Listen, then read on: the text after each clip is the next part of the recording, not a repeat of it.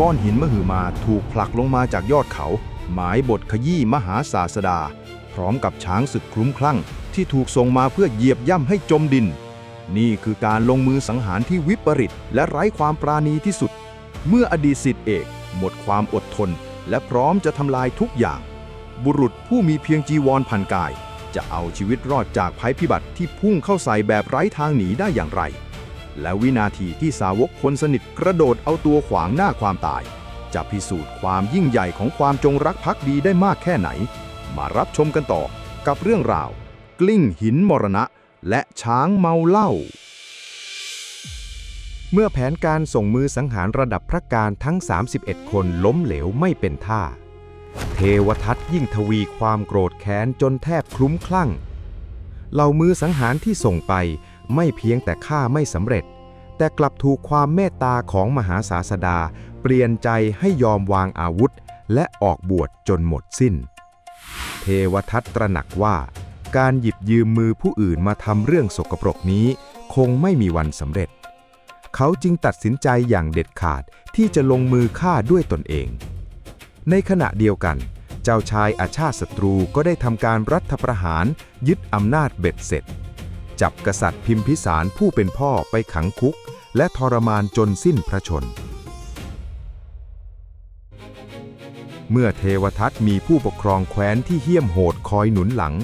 เขาก็ยิ่งเหิมเกริมและไม่เกรงกลัวต่อบาปกรรมหรือกฎหมายใดๆในโลกอีกต่อไปดวงตาของอดีตศิษย์เอกเต็มไปด้วยเส้นเลือดสีแดงฉานความอิจฉาริษยาที่กัดกินจิตใจมาทั้งชีวิตกำลังผลักดันให้เขาทำสิ่งอำมหิตที่สุด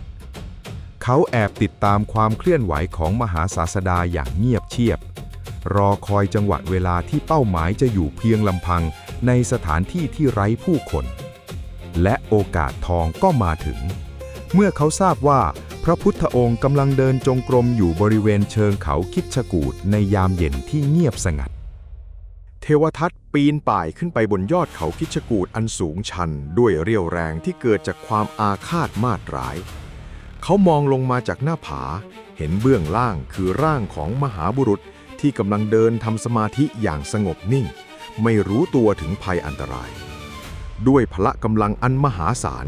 เทวทัตออกแรงผลักก้อนหินขนาดยักษ์ที่ตั้งอยู่ริมหน้าผาให้กลิ้งตกลงมาด้วยความเร็วที่น่าสะพรึงกลัวก้อนหินมฤตยูแหวกอากาศลงมาพร้อมเสียงดังสนั่นหวั่นไหวหมายจะบดขยี้ร่างของพระพุทธองค์ให้แหลกเหลวเป็นจุนแต่ทว่าแผ่นดินและภูเขาไม่อาจยอมให้มหาศาสดาต้องจบชีวิตลงด้วยน้ำมือของคนบาปฉาได้มีก้อนหิน2 ก้อนที่ผุดขึ้นมาขวางทางสกัดกั้นหินยักษ์นั้นไว้ทำให้ทิศทางของหินเปลี่ยนไปและแตกกระจายออกเป็นเสียงๆถึงกระนั้นสะเก็ดหินชิ้นหนึ่งได้กระเด็นพุ่งเข้ามากระแทกที่ข้อเท้าของพระพุทธองค์อย่างรุนแรงจนห่อเลือดนี่คือครั้งแรกและครั้งเดียวในประวัติศาสตร์ที่มหาศาสดาต้องหลั่งเลือดหรือที่เรียกว่าห่อพระโลหิตจากการถูกทำร้ายเทวทัตยืนมองผลงานของตนเองจากยอดเขาด้วยความผิดหวังก่อนจะรีบหลบหนีไปในความมืดเมื่อรู้ว่าแผนการพลาดเป้าอีกครั้งแม้จะได้รับบาดเจ็บจนข้อเท้าบวมเป่งและมีเลือดไหลซึมแต่พระพุทธองค์ยังคงมีใบหน้าที่สงบนิ่งปราศจากความเจ็บปวดเหล่าพระสงฆ์ที่ได้ยินเสียงก้อนหินถล่มต่างพากันวิ่งเข้ามาดูด้วยความตื่นตระหนกแล้วรีบประคองมหาศาสดากลับไปที่ประทับหมอชีวกโกมารพัฒน์แพทย์ประจำตัวผู้เก่งกาจที่สุดในแคว้นถูกเรียกตัวมารักษาแผลห่อเลือดนี้อย่างเร่งด่วนเมื่อข่าวการถูกลอบปองร้ายแพร่กระจายออกไปพระภิกษุสงฆ์นับร้อยรูปต่างโกรธแค้นและเป็นห่วงความปลอดภัยของพระอาจารย์พวกเขาพากันจัดตั้งกองกำลังเดินลาดตระเวนรอบกุฏิ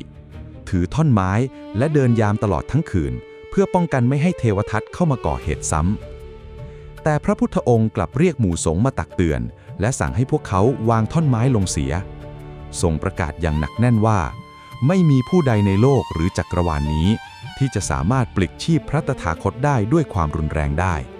ผู้รู้แจ้งย่อมต้องจากโลกนี้ไปตามอายุไขของตนเองเท่านั้นขอให้พวกเธอจงกลับไปปฏิบัติธรรมตามปกติเถิดการพลาดเป้าจากบนยอดเขาท ทำให้เทวทัตต้องคิดแผนใหม่ที่ยิ่งใหญ่และหลีกเลี่ยงไม่ได้มากยิ่งขึ้นเขาตัดสินใจใช้สัตว์ร้ายที่ทรงพลังที่สุดในแคว้นมคธนั่นคือนาลาคิรีช้างศึกร่างยักษ์ที่ขึ้นชื่อเรื่องความดุร้ายและตกมันง่ายเทวทัตแอบเข้าไปในโรงช้างของราชสำนักไม่ได้ใช้แค่เงินทองติดสินบนแต่ใช้อำนาจที่ตนมีเหนือพระเจ้าอาชาติศัตรูมาข่มขู่และล่อใจเขาสัญญาว่าจะเลื่อนขั้นให้ควานช้างขึ้นเป็นขุนนางใหญ่และประทานทรัพย์สินมหาศาลหากยอมทำตามคำสั่งเขาสั่งให้ควานช้างนำเหล้าสาโทที่แรงที่สุดจำนวน16หม้อมากรอกใส่ปากของช้างนาลาคิรีจนมันเมาหมายไม่ได้สติเช้าวันรุ่งขึ้นขณะที่พระพุทธองค์พร้อมด้วยพระสงฆ์กำลังเดินบิณฑบาตเข้ามาในถนนสายหลักของเมืองราชคฤห์ควานช้างก็ปล่อยช้างนาลาคิรีที่กำลังคลุ้มคลั่งจากฤทธิ์สุราพุ่งทะยานออกจากประตูโรงช้างเข้าสู่กลางเมืองเสียงร้องคำรามของช้างยักษ์ดังกึกก้องมันวิ่งทำลายบ้านเรือนเหยียบย่ำข้าวของและใช้งวงฟาดทุกสิ่งที่ขวางหน้าจนแหลกละเอียดชาวเมืองต่างกรีดร้องด้วยความหวาดผวาวิ่งหนีตายกันโอลหม่านทิ้งให้ถนนทั้งสายว่างเปล่าในความโกลาหลนั้น